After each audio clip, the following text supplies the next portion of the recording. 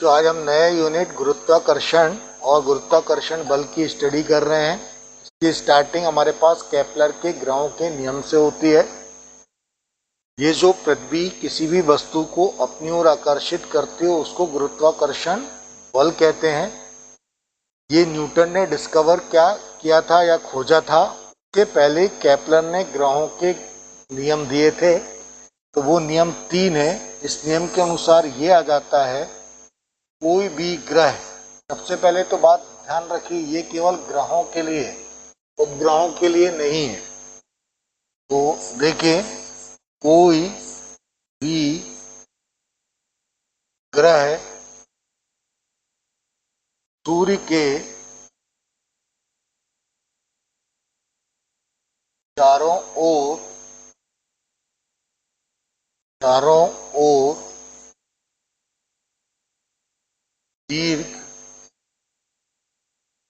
दीर्घ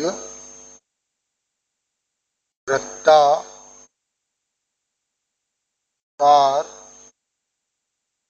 मार्ग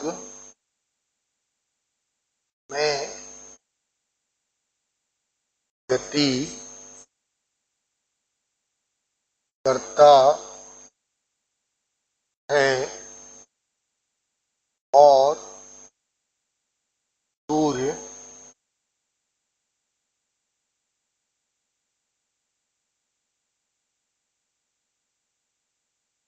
उसके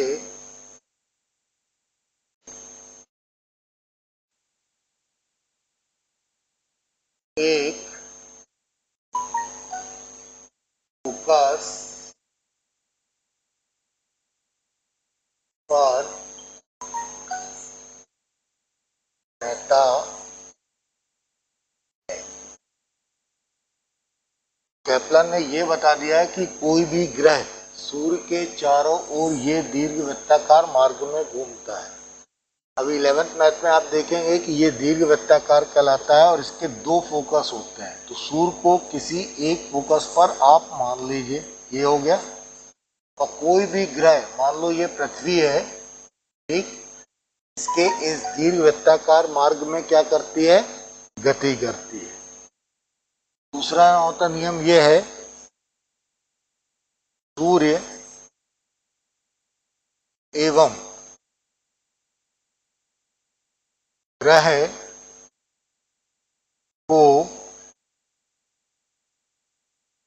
को मिलाने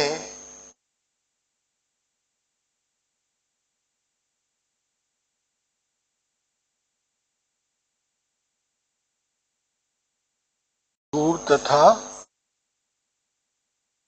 ग्रह को मिलाने वाली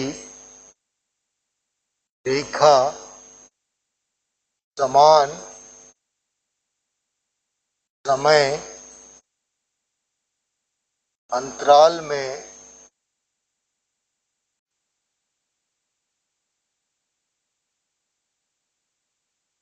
समान क्षेत्रफल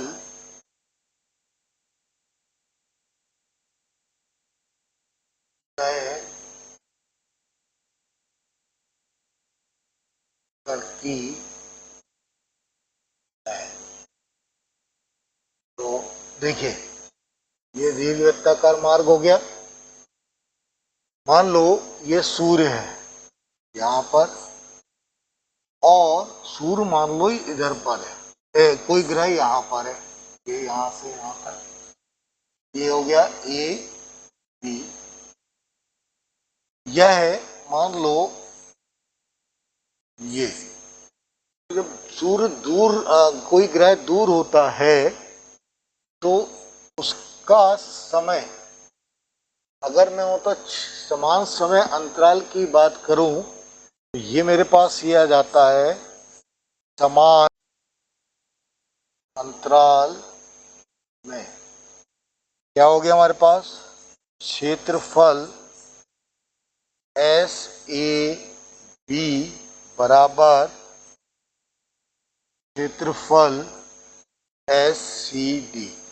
तो कोई भी ग्रह समान समय अंतराल में समान क्षेत्रफल ट्रेवल करता है, एस ए बी बराबर एस सी डी के मान के बराबर हो जाता है। नंबर थर्ड, किसी ग्रह का के आवर्त काल का वर्ग ग्रह और सूर्य को मिलाने वाली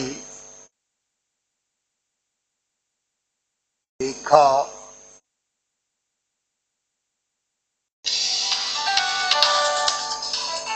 काल का वर्ग ग्रह और सूर्य को मिलाने वाली रेखा के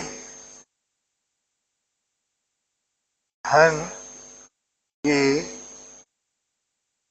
समानुपाती होता। मान लो ये सूर्य के चारों ओर कोई ग्रह यहाँ चक्कर लगा रहा है और उसको लगा हुआ समय t है और ये डिफरेंट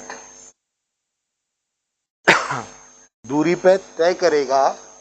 तो ये दूरी का एवरेज मैंने r ले लिया, आवर्तकाल t ले लिया, तो किसी ग्रह के आवर्तकाल का वर्ग सूर्य और ग्रह को मिलाने वाली रेखा के घन के समानुपाती होता है। ये केपलर के ग्रहों के नियम हैं। इसके ऊपर बेस पर न्यूटन ने गुरुत्वाकर्षण का नियम दे दिया। तो न्यूटन के गुरुत्वाकर्षण का नियम, न्यूटन के गुरुत्वाकर्षण का नियम, तो लिखिए ब्रह्मांड में दो पिंडों के मध्य लगने वाले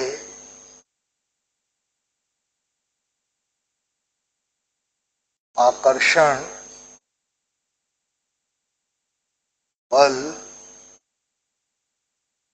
का मान पिंडों के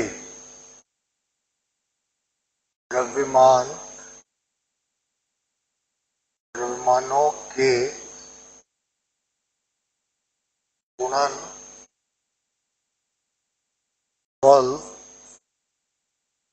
के समानुपाती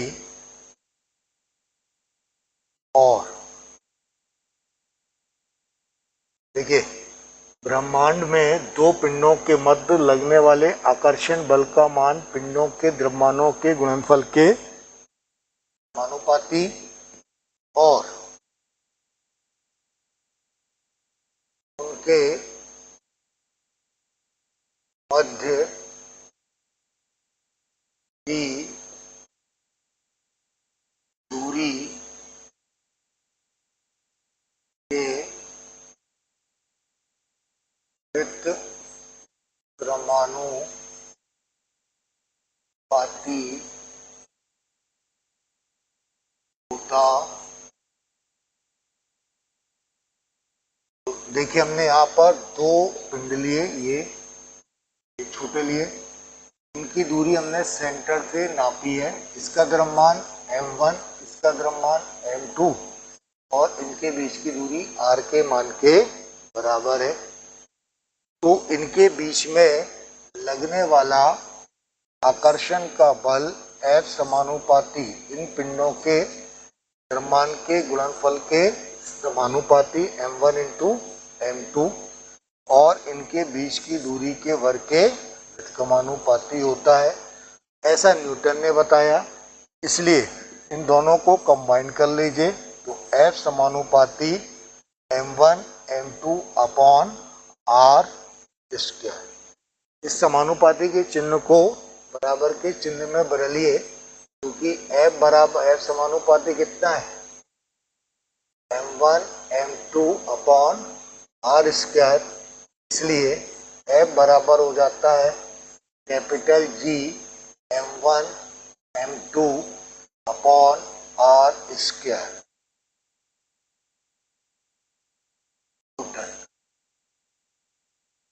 ठीक, तो सबसे पहले तो देखिए ये हमेशा आकर्षण का बल होता है, ठीक है। देखिए ये आकर्षण का बल है।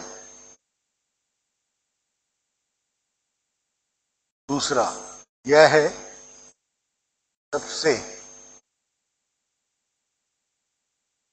कमजोर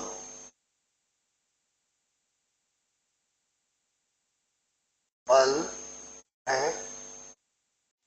G बराबर सार्वत्रिक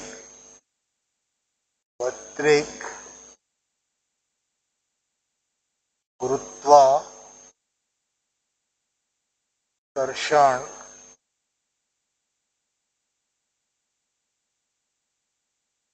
गुणांक कहलाता है। तो ये आपके पास दो पिंडों के बीच लगने वाला आकर्षण का बल है जिसे न्यूटन ने खोज किया था। इसको आप इतना नोट कर लेंगे। नेक्स्ट क्लास में अपन इसी को आगे और ज़्यादा डिस्क्राइब करेंगे।